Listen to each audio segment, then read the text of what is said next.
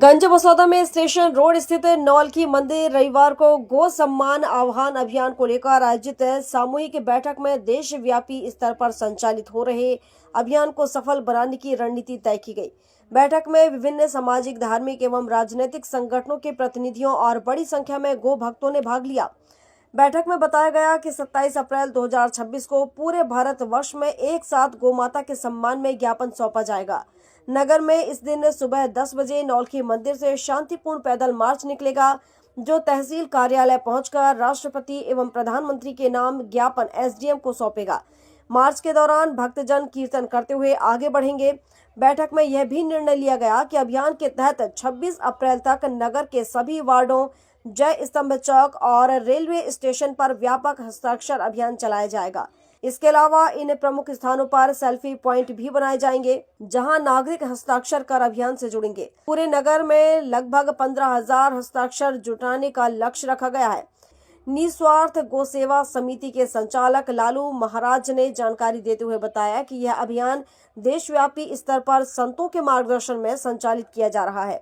देश के 28 राज्यों के 780 जिलों और करीब 5,000 तहसीलों में 27 अप्रैल को एक साथ ज्ञापन सौंपे जाएंगे, जिसमें नगर के नागरिकता गो भक्त भी सक्रिय रूप से भाग लेंगे। महंत राम मनोहर दास जी महाराज ने कहा कि गो संरक्षण भारतीय संस्कृति का मूल आधार है। इसके लिए समाज को एकजुट होकर सरकार तक अपनी आवाज पहुंचानी होगी, ताकि प्रभावी कानून बन सके। वहीं वेदांत आश्रम के महंत हरिहर दास जी महाराज ने सभी नागरिकों से शांतिपूर्ण तरीके से अधिक संख्या में जुटने की अपील की है।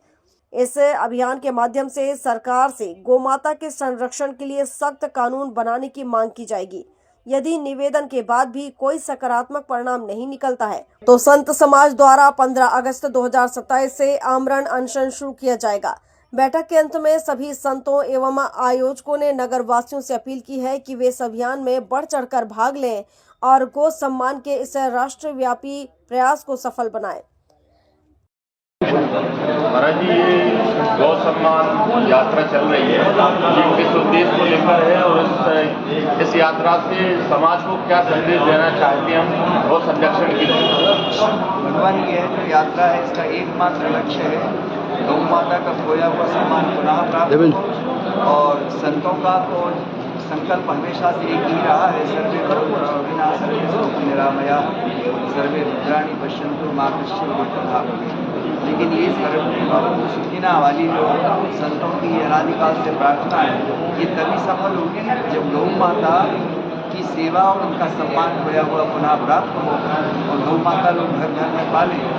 संत यही चाहते हैं, संत स्वयं भी लगे हैं, लेकिन यदि जन पालेगा तो इस समाज को संतों के द्वारा इस अभियान से ये सबसे बड़ा लाभ मिलेगा कि वो होंगे, उनकी संतानें बलिष्ठ होंगी और गौ माता की सेवा से उनको साधारण लोग कौन करे, चारों अर्थ धर्म का लोग शक्ति प्राप्त होता है। महात्माओं का ऐसा अभिमान। संरक्षण के लिए जब भी आवाज उठी है, संत समाज ही आगे आया है और एक समाज को दिशा दी है। कई संतों ने गौ संरक्षण के लिए बलिदान दिया है। पूज्य कृपात्री जी महाराज ने भी बड़ा आंदोलन गौ संरक्षण के लिए किया था। इस आंदोलन से उम्मीद है कि गौ माता का वो सम्मान फिर लौट सकता है। बिल्कुल, क्यों नहीं। यदि हम सारा देश एकजुट होकर के और सम्मान के लिए एकत्र होकर के आवाज़ उठाएंगे तो निश्चित सरकार को सुनना पड़ेगा और तब तक पृथ्वी हमारे गौरव से कलंक रहेगी, तब तक हमारे जीवन का कल्याण नहीं हो सकता है। यदि हम गौ माता को गौ माता को सम्मान तो हम क्या दे रहे हैं, गौ माता को हमको सम्मान मिलता है, लेकिन हम गौ माता का अपमान कर रहे हैं। इसलिए हम दर दर घूम रहे हैं। हमारा उन्नति का मार्ग रुक गया। राष्ट्र की उन्नति भी जल्दी होगी जब गौ माता का सम्मान होगा। गंज बसौदा से ओम प्रकाश चौरसिया की रिपोर्ट।